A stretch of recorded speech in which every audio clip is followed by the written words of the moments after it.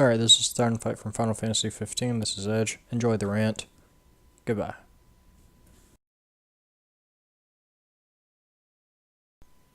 Alright, so this is Edge Hitstun Gaming. This might be a little awkward because it's the first time I've used this software.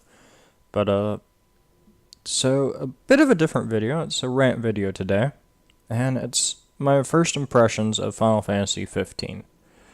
So, I'm gonna just start right into it with a day one patch. What the fuck, Square Enix? You delayed the game, which I'm okay with delaying a game. I'm always okay with that, as long as the game eventually comes out. So that there wouldn't be a day one patch. And day one, I have to download 9 gigabytes worth of data to play the damn game. Okay, so put in the disc. Disc takes 8 minutes to install the game from that. Fine. I understand that's how games work nowadays. That's not bad. 8 minutes for a 40 gigabyte install? Good. 40 minutes for 9 gigabytes to download. Did not take 40 minutes, was shorter than that, and that's all depending on your internet. 9 gigabytes can be in like less than 20 minutes for some people, I imagine. Whatever. But the fact that there was a day one patch that added items and cutscenes, and that is infuriating. Like, you do not need to add cutscenes into a game. You don't. If it wasn't in there in the beginning, it shouldn't be in there anyways. The items are the same thing. Those should have already been in there, not downloaded in. And, like, I'm going to get into the cutscenes a bit later, because, like, that's just a whole different monster, because they're from the movie and the trailer, the Omen trailer. Alright. So, and also, after I had the game installed in the, not DLC, the patch installed, then you have the issue of, oh hey, you got to wait 22 more minutes to play the game, and like, from what I could see, it doesn't do that unless you're in the game, so you gotta be sitting on the title screen or doing open battle or anything, and like, open battle for 22 minutes is fucking boring. I quit after 10 minutes and went and got food. Came back and was able to play. Second issue. DLC. This game took 10 years in development to release. Now, I know it wasn't being worked on for those 10 years. However it worked, it took 10 years for the game to come out, okay? Why are you making us pay for DLC? One, this should be in the game already, because it took you 10 years to make the game. And I know other people have said this before and everything, but yeah. So it took you 10 years to make a game, and you dare charge DLC. And the thing is, people are going to buy it, because they don't care. They don't. And it's horrible, because it's just Square Enix stealing from us. Really, that's all it is. And, yeah, that's pretty much all I can get out on the DLC issue. Is like, it took you 10 years and you released DLC. Fuck you. Okay. So moving on to actual things in the game. We have combat. Combat's so-so. Yes, it is just hold circle until you can tell, and like, you gotta be aware of the enemies around you and everything, but it literally is just hold circle. Oh, enemy looks like he's attacking. Hold square. And like, if it's a parryable attack, the combat will actually have an on-screen prompt saying, "Hey, hold square." Like, I understood it was hold, but it took me a while to like register my body to remember that's not a tap square, that's a hold square icon. So yeah, takes a moment to get used to that, but like, I can't really. That's me default there.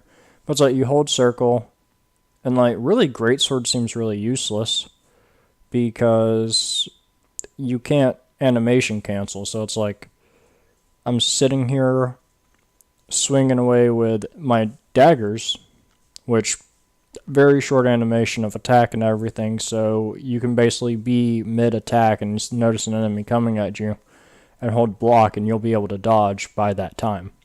It's really really kind of boring.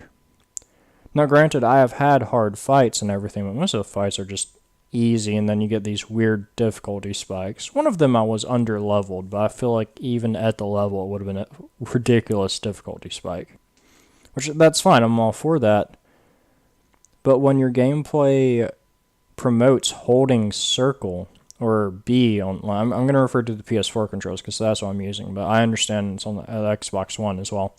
But when your gameplay is literally just hold circle, and when someone attacks, press square, difficulty spikes of just flood them with enemies is a really bad design.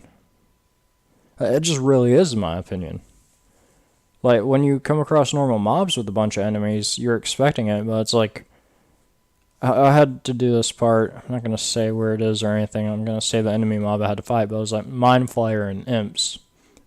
Then another Mind Flayer and more Imps comes in, and then finally a Mind Flayer and Flans come in.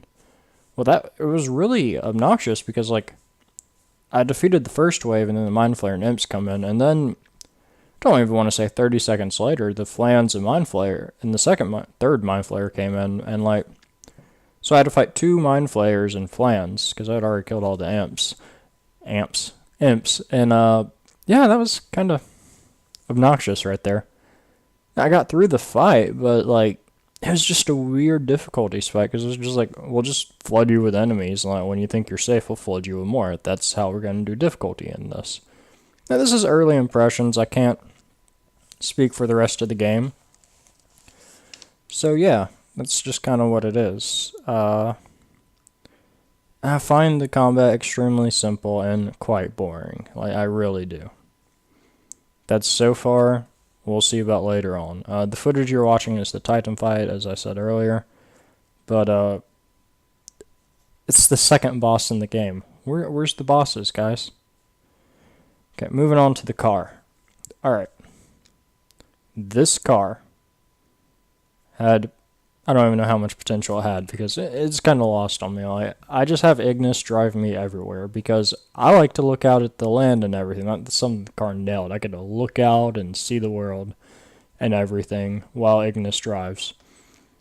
And that's about like, you got the radio with the soundtrack for everything.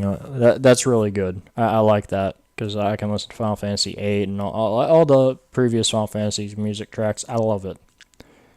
That's about it. That's it. Because, like, oh, I want to drive myself. Well, you want to steer, but it'll always correct you back. Like, that's no fun. Controls are super simple. Oh, hey, you want to turn here. It's like a T intersection or a 4-way. Just hold left or right the direction you want to turn, and, like, you'll turn. Like, you barely even have to, like, get the timing down. You could just, like, really just, it's almost as boring as combat. The only difference is, like, even when you, Noctis, are in control of the driving, you can still look around and enjoy it, and that's why I find it actually fine to drive the car, because Ignis will take dirt roads, but he takes predetermined paths. So your location has to be on that dirt road, or dirt road has to be like a faster way there. He takes the fastest path. So if you just want to go out driving and, like, look at everything, it's better for Noct to drive. That way you can go on a dirt road and look around on that dirt road, because it's a different view than off the road. That's about it. Like, there's really almost, that's the only point I can see for Noct driving. And you're forced for him to drive at nighttime. I mean, like, whatever. Whatever to that. So the world exploration, I'm really meh on this because the world is cool to look at and everything. I enjoy looking at it from the car. I hate exploring it, though. Because, and yeah, I know the sprint trick where you basically have infinite sprint. You wait for the bar to it's about to run out, and then you tap sprint, and it just automatically refills. Yeah, I know that. But it's like, you have such a big world. Your car is only restricted to using paths and everything. Like, literally, just the paths the car has is all you can drive it on. And then you got chocobos, which I don't know if you get chocobos consistently or if you can only rent them. I don't know. I know you can rent them. I don't know if like you can buy chocobos and just call them yourself. So if you can do that, that's fine. That will make exploration so much better. But at this moment, like it's just it's super bland. You just run around, a enemy drops in, which if I called world exploration boring because it's very uneventful and everything, people are like, well, what about the enemies that like the Imperial troops that drop in or the creatures that are there and everything? It's like those fights are really like, and it's just a mob fight. It's nothing great, like really, it's not. Now side quests, I'm really iffy on these side quests. There's a bunch of them. They're fun, some of them. Some of them are just like tedious. Go here, buy this tomato, go back. Like they're not the most intricate things. Like they could have done some really good side quests. Like have Iris have her own chain of side quests that kind of throw back to certain things. Like they could have, but they didn't. Or at least from what I know, they didn't. It's just it's simple fetch quests, kill quests, and everything. And I have a real big issue with the kill quests. So you want me to take up a hunt, go kill the hunt, and come back and turn it in. I get that. Why can I only have one hunt active at a time? If this hub has 2 hunts that I can do, why can I only accept one, do it, and come back and get the other one? Now, if it was like, kill these wolves, and then you turn it in, and then it's like, oh hey, the alpha is angry, go kill it. Like, I would understand that. No, this is like, kill these wolves and kill these Mesmenir. I just can't remember the name of the wolves, but I know Mesmenir. And it's like, why can't I take both of those? This is stupid. Now, Star Ocean 5 is a game that people ragged on and hated on. But at least it did its side quests right, where it had just as many useless, annoying side quests. But guess what? If you had 2 different kill quests, you could accept both of them at the same damn time. Same damn time, motherfucker. Final Fantasy, what the fuck? Square made both of these games. What the fuck? Anyways, the interactions between party members. This kind of goes with story, but this is like the individual interactions that kind of builds upon the story, but isn't really necessary to the story. I'm loving it. I love how the party members interact with each other, and as an extension to other people, it's great. It's actually really wonderful. It was something I was hoping they would nail, and I am just pleasantly surprised by how well they did. It is a very good way of storytelling, and I can see myself enjoying the story more just because of how Gladio, Ignis, Prompto, Noct interact with each other and other people, and how those other people interact with them. It's really empowering, actually, to watch that. It's great. Anything else I'm missing? Anything that I'm missing? Oh yeah, this is something, and it's related to story and the Day 1 patch at the same time. So Final Fantasy has always been marketed as a series that you don't need to know anything about a previous installment or anything to know. The game is a standalone story that is all you need to play to understand it. Alright, Final Fantasy VI, that's true. Final Fantasy IV, I've never played it, but it's true. Yeah, they did release a sequel, which I'm not a fan of that practice. 10, you can just play 10 and you understand everything. You don't need to play 10 too. In fact, and even though I enjoyed the game, you probably shouldn't play 10 too. It kind of ruins the story and demolishes the impact of the ending of Final Fantasy X. And I enjoyed 10 too because I like ATB combat pretty much. Fan service.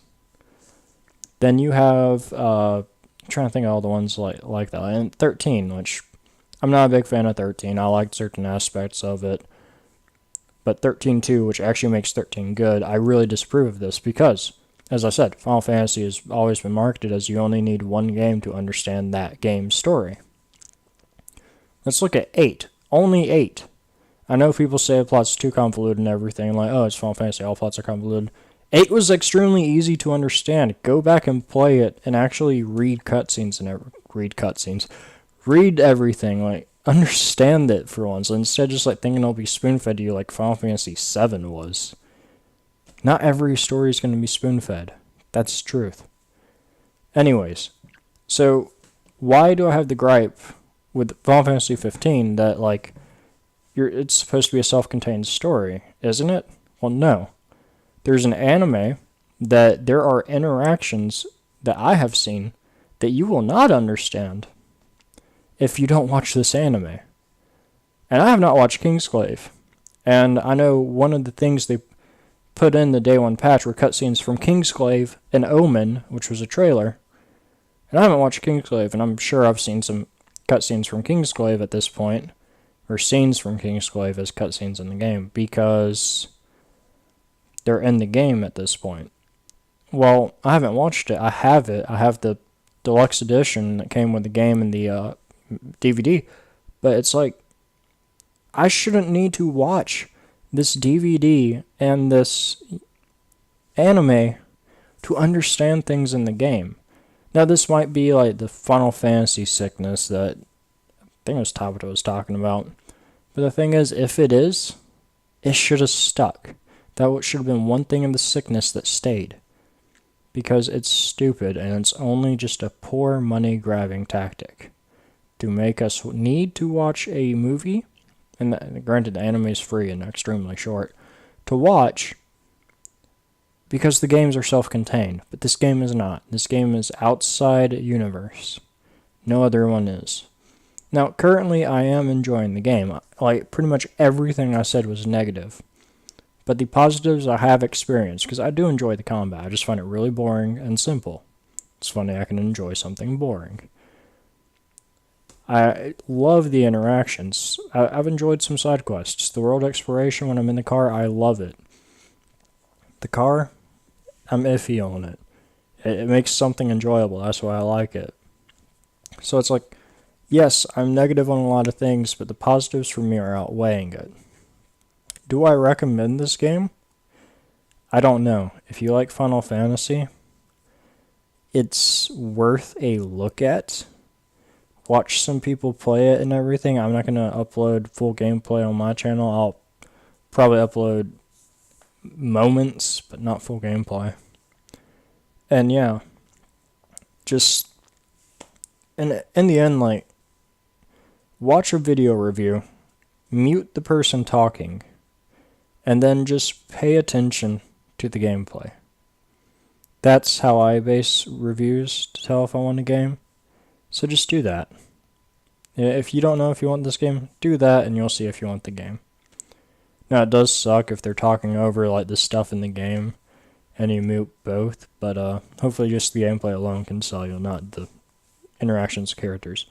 This has been Edge with a rant, signing out. If you enjoyed everything, like, subscribe, comment. Hey, comment if you didn't enjoy it. As long as you're not doing some shameless promoting and stuff. Yeah, I'll even try and comment back. I got the time. This is Edge signing out. Have a good day, guys.